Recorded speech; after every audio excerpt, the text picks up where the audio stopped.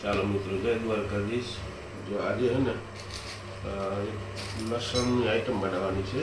તો લસણ ખોલું છું, લસણ ખોલાઈ જાય ને એટલે આગળ તમને હું વિડીયો બતાવતો જાય, વિડીયોમાં બન્યા રહેજો। એકદમ દવા માટે બહુ અક્ષર કામ કરશે અને તમને એમ થાય કે ના ખોટું નહીં, હકીકતથી હું બનાવીને તમને બતાવું છું। જુઓ,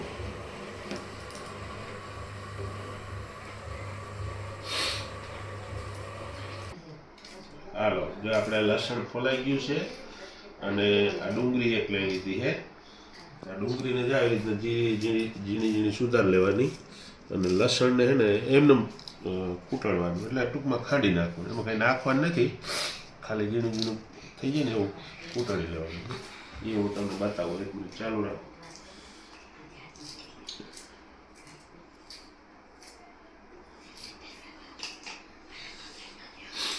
આને છે ને આ રીતના છે ને પકડી લેવાનું ટૂંકમાં।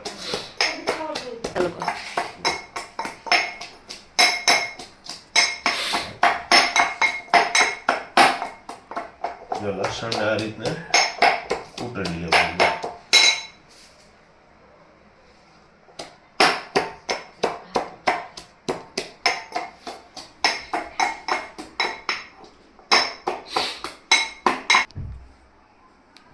એક ડુંગળી લઈ લીધી હતી અને બે ગાંઠી જેટલું લસણ, જો આવી રીતના કરી નાખવાનું છે।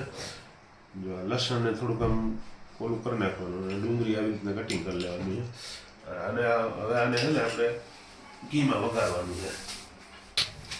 જો 2 ચમચી ઘી લઈ લીધું છે અને આ ઘીમાં આપણે વઘારવાનું છે।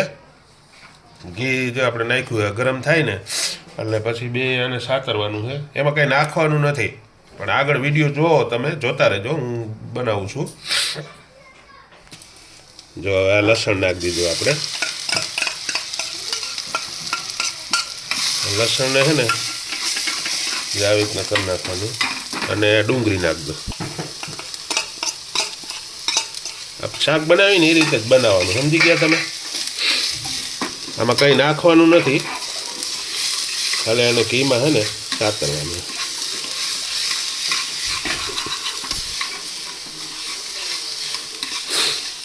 આમાં કલર પકડે ને, બ્રાઉન કલર જેવું પકડે ને પછી એમાં હળદર નાખવાની અને વધારે ઓલું જો કરવું હોય તો તમારે છે ને થોડુંક આદુની ઝીણી આમ એકદમ સસ કરીને એ નાખી દેવાનું, બાકી આમાં કાંઈ નાખવાનું નહીં, ખાલી ઘીમાં તરવાનું અને હળદર નાખીને પકવવાનું। હવે આને થોડી વાર આપણે સાતરવા દઈએ એટલે પાકી જાય।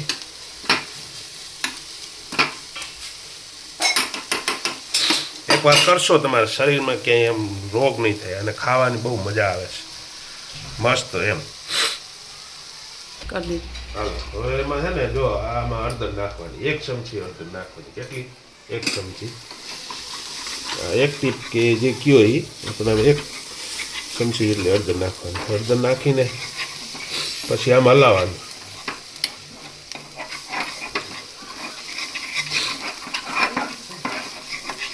જો આમાં સાદી ઉધરા થઈ છે તો મટી જાય, પછી શરદીનું પ્રમાણ ઓછું રહે અને પેટમાં નહીં દુખે, આવું બધું થોડું કબજિયાત છે ને આનાથી હાવ મટી જાય એમ। ટૂસકો ઘરે જ બને એમ કે હાવ તમારે ઇઝી છે, કોઈ ખર્ચા વગરનો એમ।